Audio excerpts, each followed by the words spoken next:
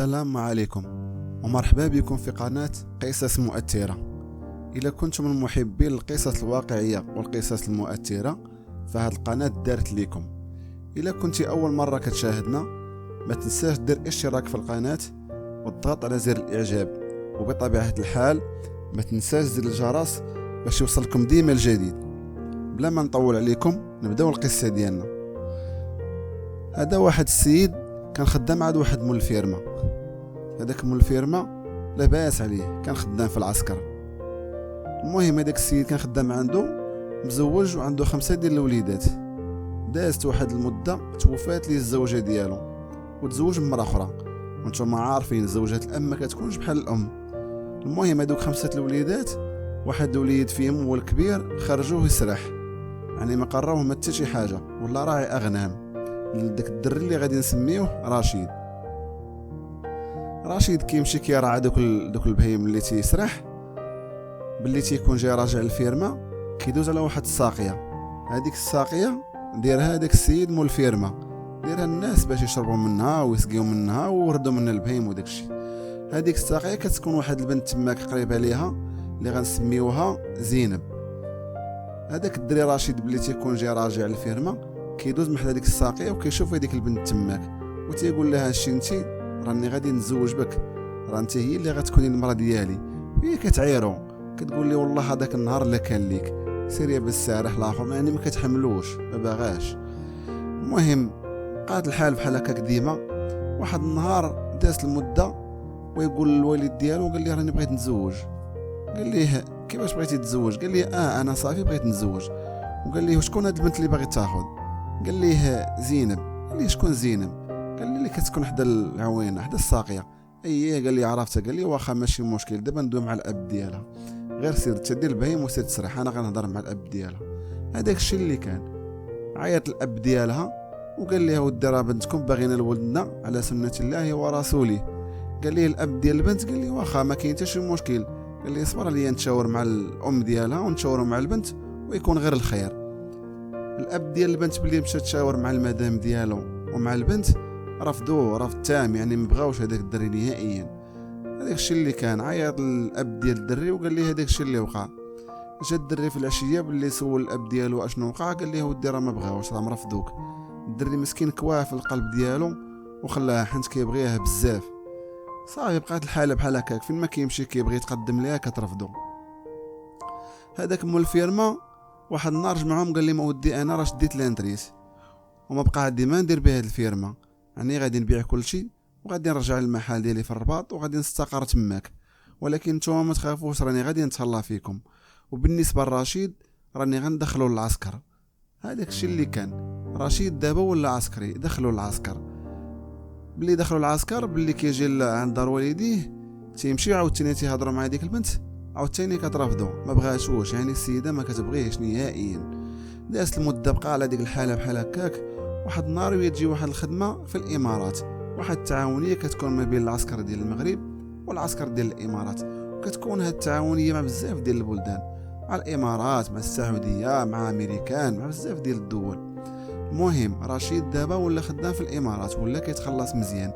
دوز واحد الاعوام تماك تقريبا شي عامين رجع بخير ميسور الحال. رجع مشى عند والديه قال لهم دابا راه غادي نمشي نخطب هذيك البنت وما غتقدرش ترفضني هاد المره حتى داكشي اللي بغاتو وكل شيء عندي. مشاو الناس عند ديك السيده باش يخطبوا البنت. والديها وافقوا ولكن هي ما وافقتش. والديها وركوا عليها بزاف، قالوا لها علاش ما باغاش هاد الدري، ها هو رشيد بخير، ها هو خدام مزيان ولا كيتخلص مزيان ما غادي يخصك معاه حتى خير. هي ما بغاش. قالوا لها انت ما بغيتيش يعني عندك شي حاجه في حياتك، يعني انت كتعرفي شي حد. قال لها واخا ما كاين باس. قال لها غدا غادي نمشيو عند الطبيب. المهم بقاو تيوركوا على ديك الدريه حتى قبلات. قالت لي صافي ما يكون غير خاطركم، انا غادي نتزوج برشيد. هذاك الشيء اللي كان. تزوج بها وخلاها مع عند والديه ومشى هو الخدمه بالعسكر. مشى خدم تماك ومره كيجي. واحد النهار هو يعيط لنسيبو قال لي ودي راني خديت واحد البقعه تماك وبغيتك انت تكلف ليا بالبني ديالها. قال لي ما كاين حتى شي مشكله ولدي مرحبا. هذاك الشيء اللي كان. هو كيصيفط ليه الفلوس من ليه والاخر كيبني هنايا الدار تبارك الله طلعات. وتيعيط للزوجه ديالو يعني كيتشاور معاها كيفاش بغيتي نديرو الكوزينه، كيفاش نديرو الصباغه، اشنو خاص اشنو كاين. المهم الدار كملات. باللي رجع هويا لقى الدار كملات، مشى استقر هو الزوجه ديالو في الدار ديالو، وولد معها 2 ديال الوليدات، بنيه ووليد. هو كيمشي كيخدم في العسكر. هذيك الدار اللي بنا عنده واحد 2 كراجات لتحت، واحد كرا لواحد السيد دار فيه محلابه، وواحد كراج اخر كرا لواحد الدري ولا خياط فيه، خياط ديال العيالات، كيخيط داكشي ديال الجلالاب، الخياطه ديال الثوب ديال العيالات، راكم نتوما عارفين داكشي. هذيك زينب ولات عندها علاقه مع داك الخياط، ولات كتمشي عنده كيفصل ليها الثواب، واحد شويه ولات كتبات عنده، ولات نهار الجمعه كتهبط ليه كسكسو، كتهبط ليه الماكله كل نهار، ولا كيدي البنت ديالها كيديها المدرسه وكيجيبها، ولات مغرمه به، يعني ولات عنده علاقه مع زينب، ولا كيطلع عندها بعض المرات، كيبات عندها حتى هو في داره. الناس ديال الاهل ديال الزوج ديالها شافوا هادشي وما عجبهمش الحال، عيطوا للزوج ديالها.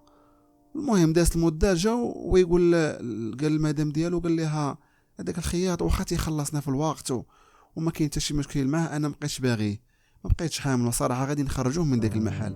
هي رفضات، قالت لي علاش غتخرجوا؟ لا داك الخياط ما غاديش يمشي، غادي يبقى، مالوش دار لنا مسكين، راه بخير خدام على راسو كيخلصنا في الوقت. وديك الهضره اللي كتسمع من عند الناس راه هضره خاويه، راه ما كاين حتى شي حاجه منها، راه غير باغي يفرقونا وصافي، ما تديش عليهم. هو مسكين مغلوب على الامر ديالو، وانتم عارفين ملي كيكون كيبغي شي وحده كيتزوج بها وهي ما كتكون رافضاه، يعني كتكون غالبه عليه، اللي قالت عليه تيديرها. هذاك الشيء اللي كان مسكين مشى خدم في العسكر، دوز تقريبا شي 10 سنين تماك، ويشد لانتريت. باللي شد لانتريت رجع للبلاد ديالو، ولا مريح في دارو، يعني ولا مريح غير في الدار، ولا هو مقابل كل شيء تماك. اش وقع؟ هذاك الخياط وهذيك زينب ولا عندهم مشكل، شنو هو؟ ما بقاوش كيتلاقاو مع بعضياتهم، حانت هذاك السيد ولا واقف ليهم تماك مول الدار. اش داروا همايا؟ ولا عندهم مشكل، ولاو كيتلاقاو مع بعضياتهم بالتخابيه، تيتفقوا مع بعضياتهم شنو غنديروا. كيقول لها راني بغيتك انت، وهي كتقول لي انا راه بغيتك انت، انا هذا الراجل راه عايشه معاه غير بزز، راه ما كنحملوش. وما يتفقوا مع بعضياتهم. اشنو هو هذا الاتفاق اللي داروا؟ هو غادي يقتلوا هذاك السيد، غادي يقتلوا رشيد. هذاك الشيء اللي كان اتفقت هي والخياط. مشى هو قالت لي راني غادي، قالت لي في الليل طيح الديجانكتور ديال الضوء، انا غادي نشعل الضوء ما غاديش نلقاه، ونقول ليه هبط شوف الديجانكتور من التحت، راه المكانه وقع فيها شي مشكل. هذاك الشيء اللي كان مسكين ناعس مع لي ما بيت، كيسمع الطاق الصداع، ناض كيشعل في الضوء ما كيشعلش. قلت لي شنو هادشي وقع؟ قال لها ما عرفتش، وقع غير الضوء طاح، صافي حتى الصباح ان شاء الله ونهبطوا نشوفوا هادشي. قالت لي لا دابا غنهبط نشوفوا هذاك الشيء.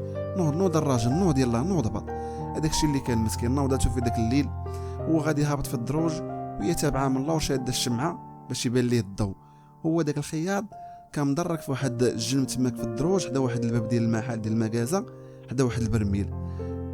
رشيد هبط فاد داك البرميل بشويه، الاخر وينقز عليه من الفوق ويشنق عليه بواحد السلك. هذاك السلك ديال الفران ديال البيكالا اللي يكونوا 3 سلوكه، واخده واحد منهم رقيق صحيح، شدو ويزيرو مزيان من العنق ديالو، ركب ليه على ظهره وكيورك. الاخر مسكين كيتركل وكيغوت، طيحوا الارض، بقى مرك عليه راكب ليه على ظهره، بقى قاجو تمات. قتلوه مسكين، قتلوا رشيد. اشنو داروا؟ مشاو جابوا ليه حوايجو من الفوق، لبسوه حوايجو، جبدوا ليه الجيوبه ديالو بانه غير مشفور، ولاحوه في واحد الطريق اللي كدير واحد المحل ديال الخدمه. داك المحل ما عرفش ديالاش، المهم هذاك المحل ديال الخدمه. هي اش دارت؟ في الليل مشات على دار والديها، والخياط رجع هبط في حالياته وبات عادي بحال ما وقع والو. الصباح الاخت ديال الضحيه غادا للخدمه، حيت خدامه في داك المحل هي وواحد البنات، غادي انت كتبان ليها الجوقه. مشات كتشوف كتلقى خوها طايح تماك، اويلي خويا هذا، بقات كتغوت. قالوا مسكين الناس تيقولوا مسكين راه شفروه وقتلوه ولاحوه هنايا. هي مشات كتجري عند البوليس، خبراتهم، جاو البوليس تاع المكان، شافوا داكشي اللي واقع، والناس مشاو باش يقولوها للمرا ديالو، ما لقاوهاش. مشاو طلعوا عند والديها لقاوها عندهم، قالوا لها داكشي اللي كاين. هي جايه ديك الساعه هي كانت حامله، ما نقولش لكم بانها كانت حامله، جايه كتجري.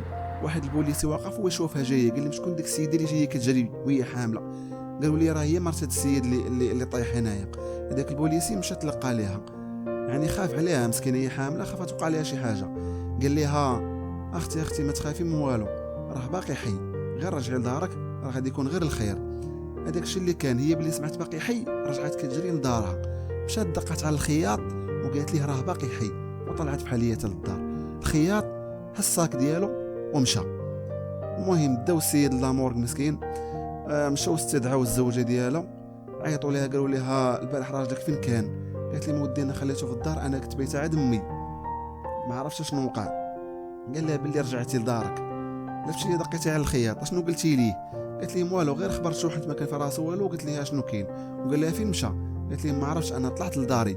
قال لها يلا معنا نشوفوا الخياط فين مشى. مشاو دقوا في الكراج ما حلش عليهم، فرقعوا الكراج، دخلوا لقاو واحد البيت داخل في ذاك الكراج. ذاك البيت مفرش فيه الناموسيه وفيه كل شيء، معلق التصويرات ديالها هي وياه والتصويرات ديال ولادها، يعني كان واحد العلاقه بيناتهم. قالوا لها في كيسكن هاد السيد؟ قالت لهم ما عرفاش في كيسكن. قالوا لها ارينا الكونطرا اللي مسيني معاه، اللي جابت لهم الكونطرا ديالو فوتوكوبي ديال لاكارت ديالو. لقاو السيد كيسكن في الشمال، مشاو عنده الدار ديالو في الشمال، مشاو لقاو والديه تماك، سولوهم قالوا لهم ما كاينش، ما جاش عندنا، راه كاع ما جا كاع. قالوا لها فين يقدر يكون يمشي؟ قالوا لهم والديه الا جا يقدر يكون مشى عند اختو من المارسيل. هذاك الشيء اللي كان، مشاو عند اختو لقاوه كاين تماك، لقاو عليه القبض. بلي تمو جايبين راجعينه باش يستدعي ويجيبوه المخفر ديال الشرطه، واعترف لهم في الطريق. قال لي ما ديك السيده هي السبب ديالي، انا كنت خدام بخير، هذيك السيده هي اللي خرجت عليا وخرجت لي على حياتي. قالوا لها اشنو وقع؟ وعاود لي ماتش اللي قلت لكم كيفاش قتلوه. المهم باللي جابوه صافي، هو تبتت عليه التهمه وقال لهم كيفاش قتلته، وعاود لي بالتفاصيل كامله.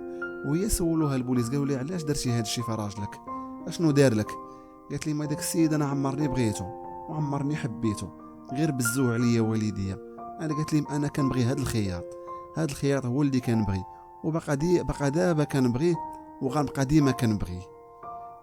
هذه الخاتمه ديال القصه. شو مسكينه شنو وقع ليه، بغاها وحبها ويعني ودار مستقبله معاها، وكان ناوي مسكين يعيش معاها بخير، ولد معاها دوك الوليدات العالم الله واش ولادو ولا ماشي ولادو. الوليدات تشردوا مساكن وهي في الحبس، الراجل مات. هذه هي الخاتمه ديال القصه ديالنا، ونتمنى تكون عجباتكم هذه القصه، وما تنساوش ديروا اشتراك في القناه باش يوصلكم ديما الجديد. يلا تبارك الله عليكم.